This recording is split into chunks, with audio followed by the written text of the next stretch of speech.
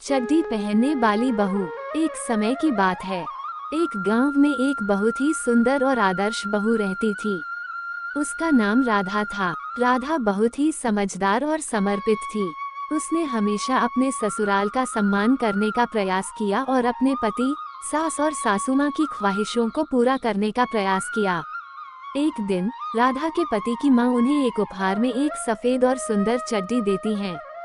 ये चड्डी बहुत ही आकर्षक थी और इसे देखकर राधा बहुत खुश हुई। वह इसे बहुत प्रिय समझती थी और उसे बार बार पहनने लगी। वह चड्डी पहनकर बहुत खुश रहती थी और इसे अपनी बहुत अहमियत देती थी। कुछ समय बाद राधा अपने घर वालों के साथ एक यात्रा पर जाती हैं। यात्रा के दौरान एक पारिवारिक समारोह में राधा को चड्डी पहने हुए देखकर सभी उसके मजाक उड़ाने लगते हैं। राधा को ये बहुत ही दुखी करता है और वह अपनी चड्डी निकालकर उसे अपनी बगीचे में फेंक देती हैं। उसकी ससुराल वाली अपनी राधा की परेशानी को देखकर उसकी सास और सासू माँ बहुत दुखी हो जाती है। वे उसे समझाते हैं कि एक चड्डी की वजह से वह अपने आप को इतना ही महत्व देने लगी है, जबकि वास्तविकता में एक व्यक्ति के महत्व को उसके कार्यों और गुणों से मापा जाना चाहिए। उन्होंने राधा को समझाया कि एक व्यक्ति की खूबसूरती उसके बाहरी आभूषणों में नहीं होती, बल्कि उसके आचरण और नेक कर्मों में होती है। राधा अपनी गलती को समझते हुए पश्चाताप करती है और वह चड्डी को अपनी बगीचे से निकाल कर लेती है। वह अपनी सास और सासू माँ के पास जाकर माफी मांगती है और उनसे वादा करती है कि वह अपने आचरणों और गुणों को महत्व देने का प्रयास करेगी। इस घटना के बाद से राधा ने अपने आचरणों और नेक कर्मों पर ध्यान केंद्रित कर लिया। वह अपने पति, सास और सासू माँ के साथ प्यार और सम्मान से रहने का प्रयास करती है और सभी को गर्व महसूस कराती है।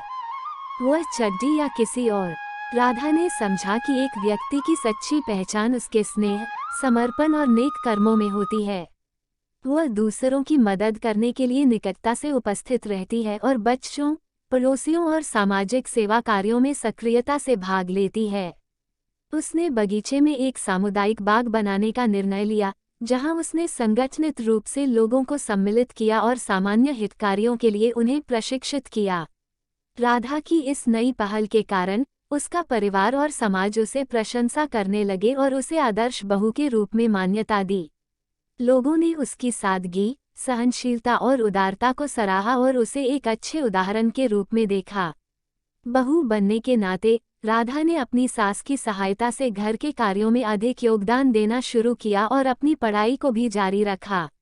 वह समय समय पर अपने पति के साथ संयमित समय बिताने का प्रयास करती थी और उनके साथ उनके पसंदीदा गतिविधियों में भाग लेती रहती थी। राधा ने एक छोटे से उद्यान में फूलों के बाग को भी बनाया, जहां उसने बगीचे में खुदा हुए फूलों की खेती की और उन्हें विक्रय करने का उद्योग भी शुरू किया। यह उसके और उसके परिवार के लिए एक आय स्रोत बन गया और साथ ही साथ उसने अपने गांव के लोगों को रोजगार का मौका भी प्रदान किया। धीरे धीरे राधा ने एक शिक्षा संस्थान की स्थापना की और बच्चों को मुफ्त शिक्षा का आयोजन किया। वह अपनी सास, सासू माँ और आसपास के लोगों को भी समय समय पर शिक्षा और योग्यता प्रशिक्षण प्रदान करती थी। इससे उनका समाज में एक महत्वपूर्ण स्थान बना और उन्हें गर्व महसूस होने लगा। राधा ने अपने जीवन के माध्यम से दिखाया कि एक बहू चड्डी या कपड़ों के वस्त्रों से नहीं, अपने कर्मों, सेवानिष्ठा और अच्छाई से पहचानी जाती है। उसने न केवल अपने परिवार के साथ अच्छे संबंध बनाए रखे, बल्कि समाज में भी एक साख। इस प्रकार राधा ने चड्डी पहनने वाली बहू की अवधारणा से पार करके अपने आचरणों, सेवानिष्ठा और नेक कर्मों के माध्यम से अपनी परिवार और समाज के लोगों को प्रभावित किया। वह न केवल अपने परिवार के साथ अच्छे संबंध बनाए रखी, बल्कि एक महिला के रूप में उदाहरण के रूप में खड़ी हुई। उसकी सास और सासू माँ भी उसकी प्रगति और परिवर्तन को देखकर गर्व महसूस करती हैं।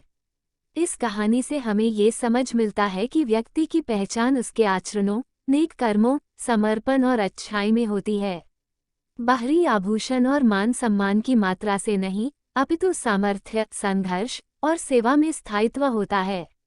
राधा ने इस कहानी के माध्यम से हमें ये सिखाया है कि हमेशा अपने कर्मों, और गुणों पर ध्यान देना चाहिए और समाज में सकारात्मक परिवर्तन लाने के लिए अपना योगदान देना चाहिए।